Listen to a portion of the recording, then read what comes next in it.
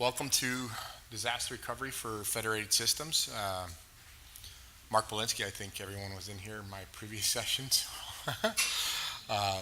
So again, just for recording purposes, I'm the Senior Technology Architect here at InterSystems.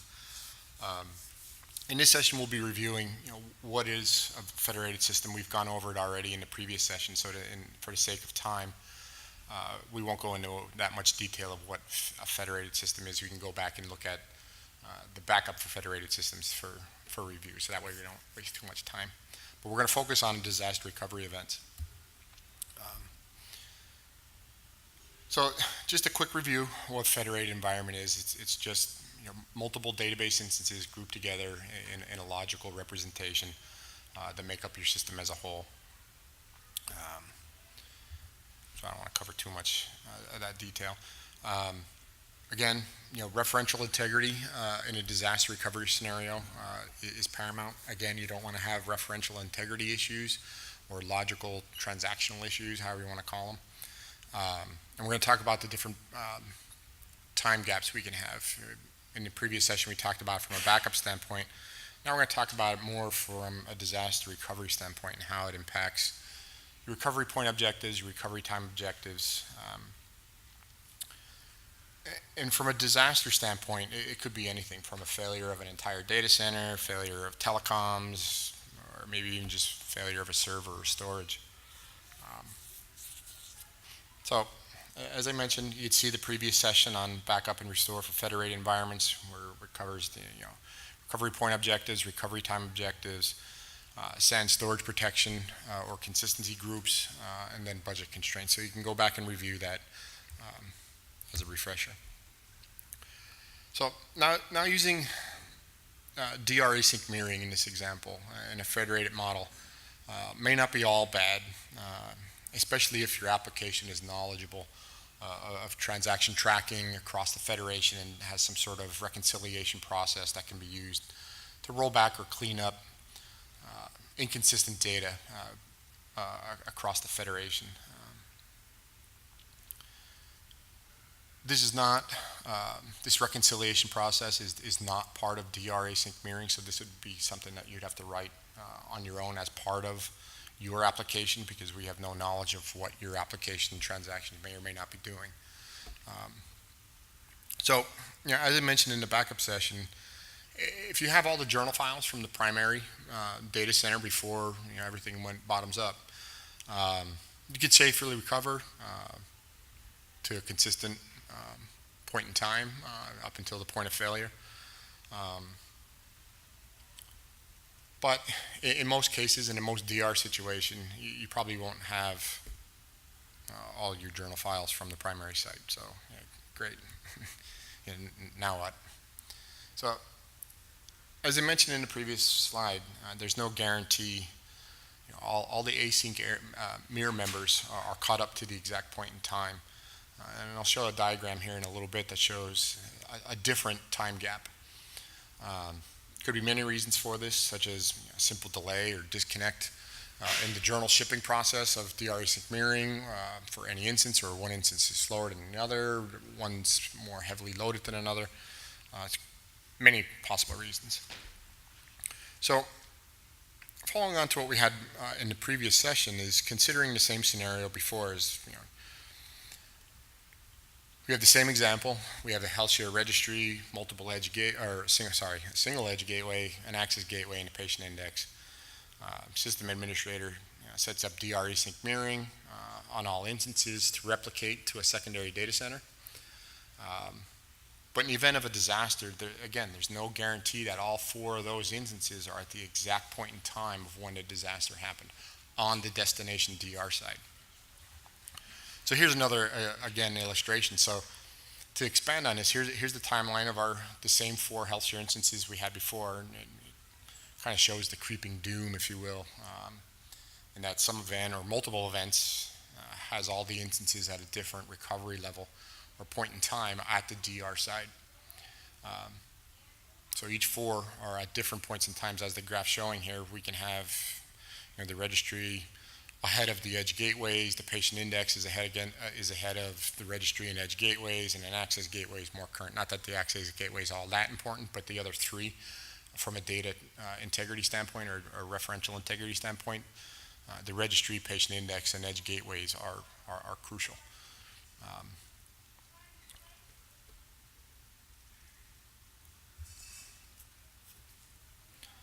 So there's several options to provide a clean point in time recovery of the federated systems. Again, these leverage the protection or consistency groups I talked about earlier in the backup session. There's several, actually, many options available, such as RecoverPoint hardware appliances with any kind of SAN storage array.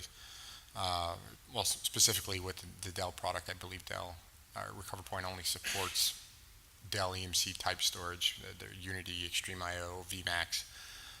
Or you can go storage agnostic with the IBM SAN volume controllers, again coupled with either ECX or some other product, Pure Storage, with even using Site Recovery Manager. So there's a lot of different options. So for this purposes, I'm going to cover two different scenarios today. One, I'm going to cover a physical hardware solution, again based on Pure Storage and ECX. And then another one that's going to be more storage agnostic and more virtual focused. So it's going to be using VMware and then specifically with EMCs, Dell EMCs, RecoverPoint for VMware, which makes it completely storage agnostic and doesn't care what kind of storage you have underneath. So just giving you two different examples for today.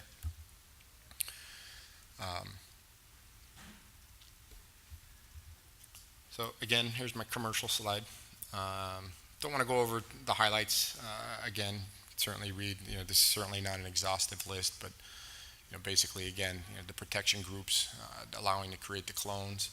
In this case, we're going to be doing remote clones for disaster recovery, and then using ECX as the mechanism to orchestrate and catalog all of that activity. And again, I want to point out that in the ECX process, it's completely and 100% out of band from the data itself. Again, it doesn't touch it. It's only speaking to the APIs on the array for the array to do the snapshotting and cloning. So just again, here's the overview of what the process is going to look like from Pure Storage and Catalogic standpoint.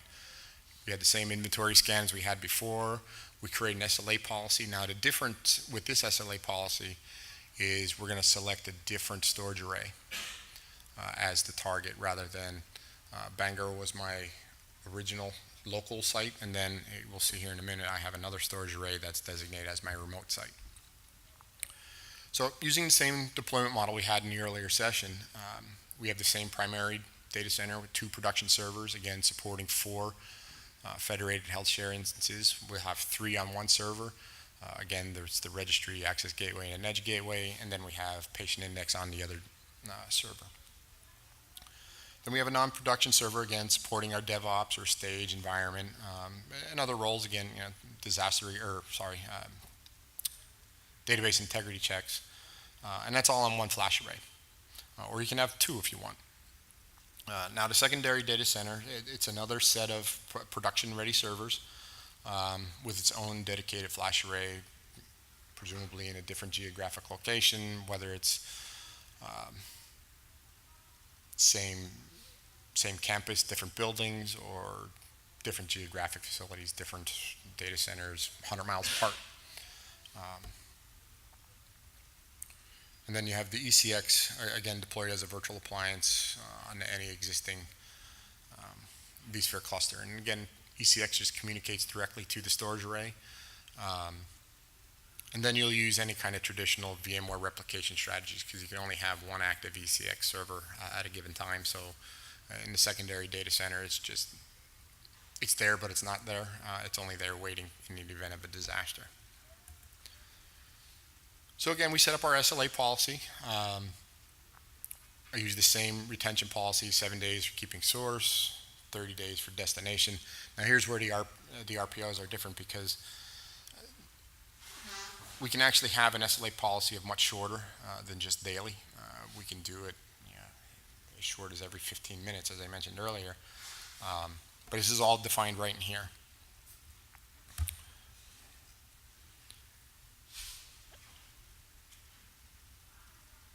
So using the same SLA policy, we create another backup job.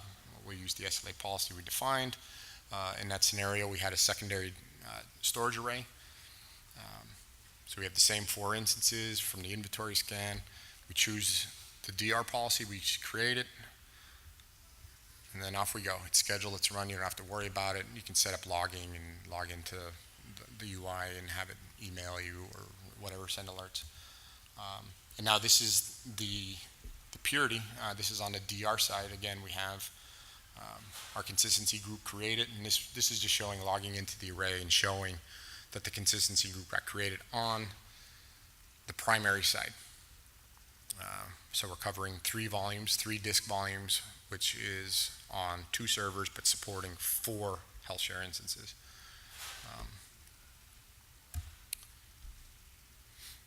So again, we use the same backup site. As we create it, our restore job now. You'll see the difference. In my previous slide, we used Bangor, which was the top storage array. But this time, in a disaster scenario, we're going to set up Portland, which is my DR site. We use the same backup again. You can do this either manually, or you can schedule it to run as often as you want. Key point here is the recovery, again, is near instant. You don't have to wait for recovering your backup for hours, days. It's literally online. In our example, we did a 4 terabyte environment, and it was active in less than 3 minutes. So again, after restore is completed, very similar to what we did earlier, is you have the choice of keeping it or promoting it to make it permanent, or we can decide to destroy it. So here on our restore, we have 4 instances, 1 machine. We have our access gateway, our edge gateway, our registry, and patient index. Now we see the entire data center, primary data center on the left-hand side, is completely out of operations. Catalogic ECX restored, put online, new copy of production, and you're up and operational in certainly less than hours. It's minutes. Now, you might have to re-IP things, but that's dependent on your specific application and how you tend to operate. If you're going to carry over IP addresses, usually you don't. It's usually a bad idea to have a subnet span 2 physical data centers. Unless you're on the same campus, then it's not necessarily a bad thing. But you're certainly not locked into any model here in terms of the restoration. In this example, I restored again onto just 1 server. But you can split them out if you want to put 1 instance on 4 different servers. There's nothing stopping you from doing that. So again, just wanted to mention that this is not limited to just ECX, Catalogic, and pure storage. There's a lot of other options. Dell EMC RecoverPoint, there's Protect Point, there's SRDF, SRDFA, Sound Volume Controller, HP 3PAR, NetApp. There's no vendor lock. Again, the key point in a federated environment is these protection or consistency groups, and that's the secret sauce for creating a proper DR solution. So now, let's take a look at a different scenario. So this is going to be using Dell EMC RecoverPoint for VMware. Quick commercial here for RecoverPoint for VMware. I mean, it's fully integrated with vCenter. And it can restore and protect to any point in time, kind of like a DVR kind of capability, especially if you're using what are called bookmarks. It supports both asynchronous and an asynchronous replication over any distances, really, with built-in WAN efficiencies. Helps reduce network costs. and your bandwidth requirements. It's really to provide a very simple disaster recovery.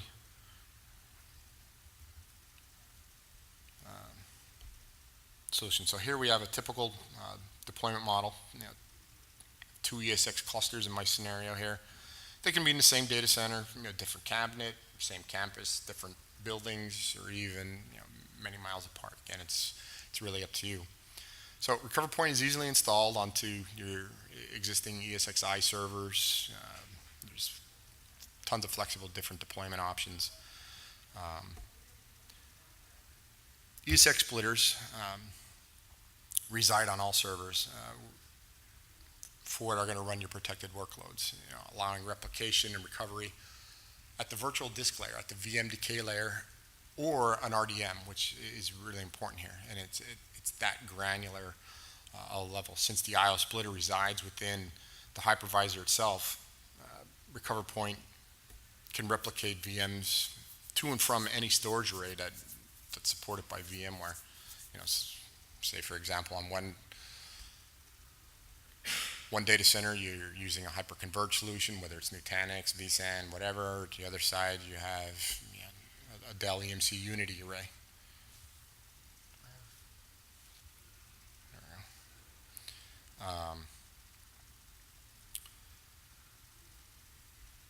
The important part is the VM writes are intercepted at the VM kernel layer with a write splitter, and splits the writes to the individual VMDKs, to the primary storage, and to a local journal file. The local journal file is the VMDK itself, and the writes are replicated locally and or remotely to another VRPA cluster. One additional point is RecoverPoint offers automated disaster recovery orchestration. You're able to conduct automated disaster recovery tasks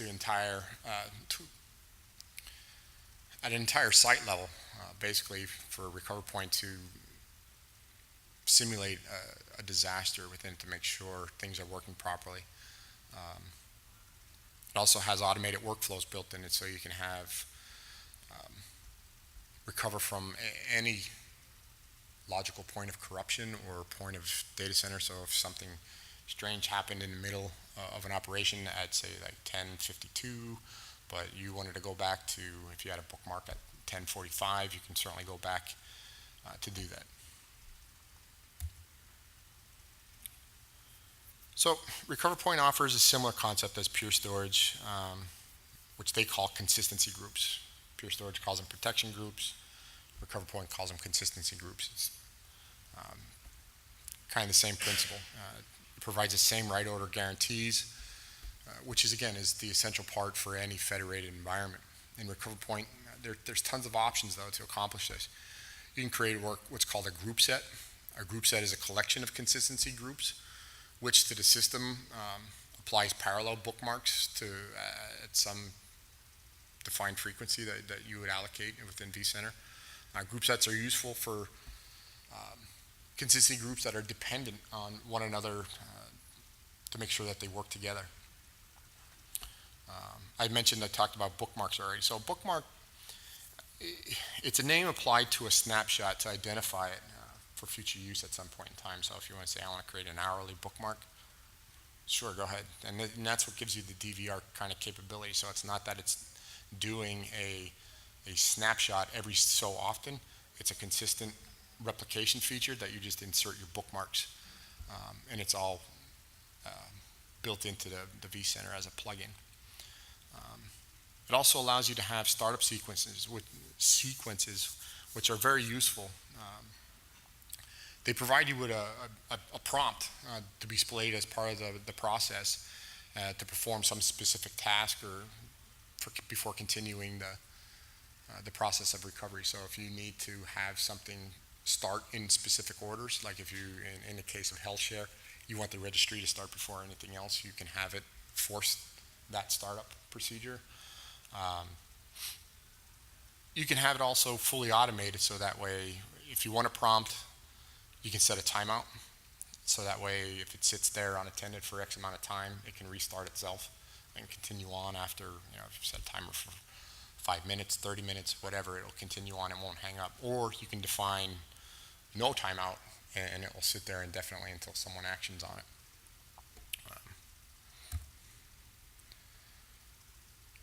So in my example, I have two clusters. My primary cluster is a 4-node all-flash vSAN cluster using Intel NVMe drives. There's some Dell R730 XDs, 10 gig copper. And my secondary one is a traditional 4-node cluster with an HPE 3-par array with traditional 16 gig fiber channel with some HP DL 380 servers with 16 gig fiber channel. There is 10 gig copper connectivity throughout the environment. So I installed dual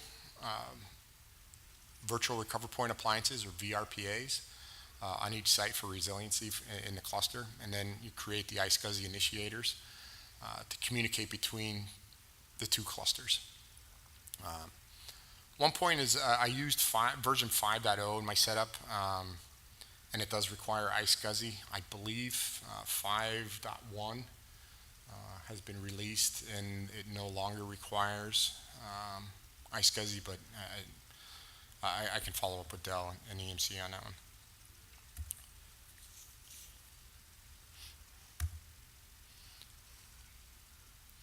So after I installed the RecoverPoint and then I registered my two clusters, I can then create my consistency groups. So I first select the VM that I want to put into a consistency group, put a box to it, then give a name to it. Here I called mine Health Share. Then select the production cluster, and here I selected side A.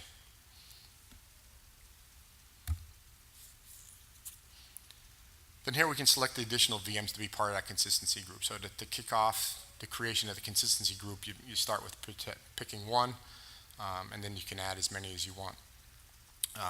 And then you can add or remove VMs to a consistency group at any time. So it's not like you can create a consistency group right up front and then you're stuck with it. You can add to it at any point in time or remove resources from any time as long as the target cluster has the resources to accommodate it. So moving on to creating a local copy. This can be used to provide local copy resiliency from a storage failure on the primary cluster. First, give it a local copy name. In this case, I called it local production. Then I selected the data store where on the local side where I want it to reside. Typically, this would be a secondary data store, although here I'm only showing one. I only have one data store. In a vSAN environment, you're not locked into a vSAN data store. You can also have traditional fiber channel attached to it as well, but in my cluster I only had one. So it'll protect me from a VM corruption, but it won't protect me from a data store corruption. Then moving on to the remote copy, I created a remote name called HealthShare DR. I selected the primary site. Here in this case it's site B, RP or RecoverPoint. And the setup's been super simple so far. I mean, it's a couple clicks, click, and it's been pretty painless. Moving on to configure the remote copy, create the same name called HealthShare DR, selected the secondary site, site B is the target.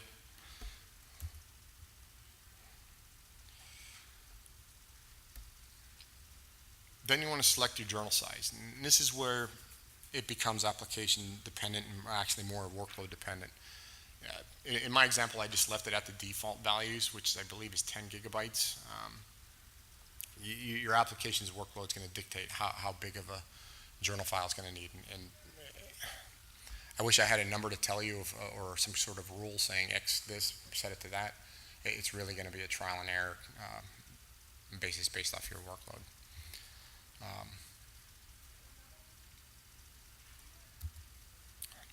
So still super easy, and actually in fact it's all done. You get to review and confirm your settings, and then RecoverPoint and VMware goes off to initiate the initial seeding or copy of the remote site. It can be done either synchronously or asynchronously, depending on what settings you have. And there's some really cool features when it comes to the different modes of replication. You can have it, you can set an SLA on the replication type. You can say, well, I want to be synchronous up until a point in time. If it falls behind synchronously by X number of minutes, it will fall back to an asynchronous. But once it eventually catches back up, it will roll back into a synchronous mode, so it can drop in and out depending on how you want to set it up. But again, the most important point is you now have a viable solution for providing referential or transactional integrity across federated systems such as HealthShare or, again, InterSystems, Iris as well, especially when using the sharding capabilities.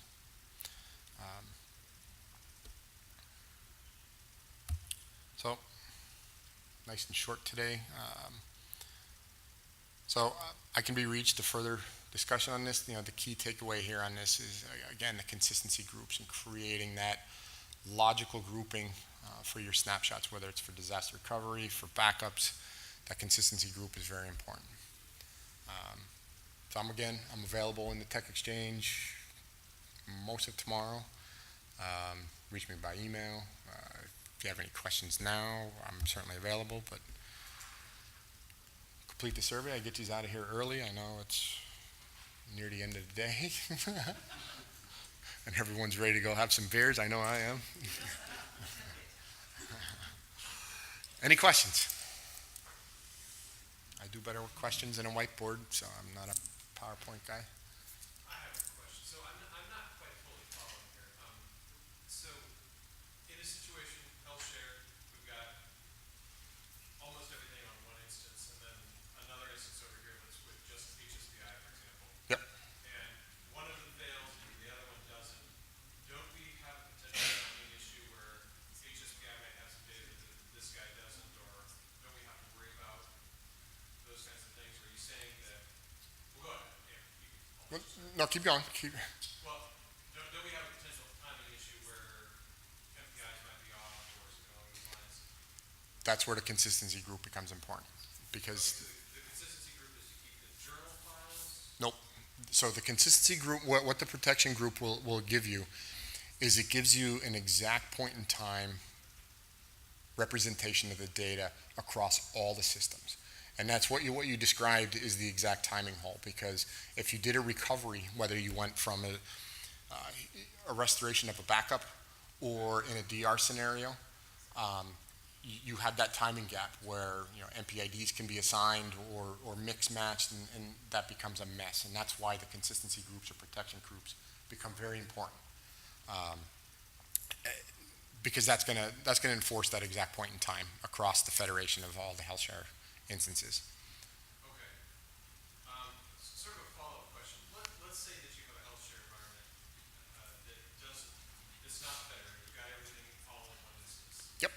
Is async peering a potentially viable solution in that scenario? Thank you. Yes.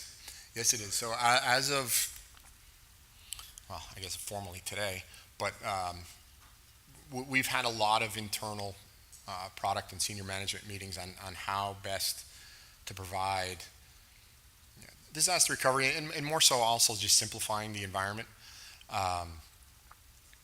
We're proposing as a kind of out of the gate for HealthShare is a single instance deployment and only federating it when necessary.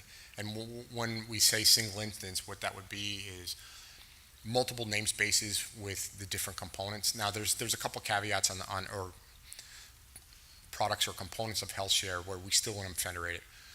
Personal community, we will still have federated out in a separate instance because it's not tied to the transactional referential integrity of information exchange and health insight. The clinical viewer used as an on the access gateway can also be spread out, load balance, no problem. but what we want to try and keep together in a single instance. And there does come a point in time where the system is just too big to keep it within a single one, so there's the large deployments where you have to federate them. That's where these point-in-time recoveries and these consistency groups comes into play. And the reason we're now able to support DR async mirroring with a single instance is because it's one journal file, and our journal file will maintain that write order guarantee,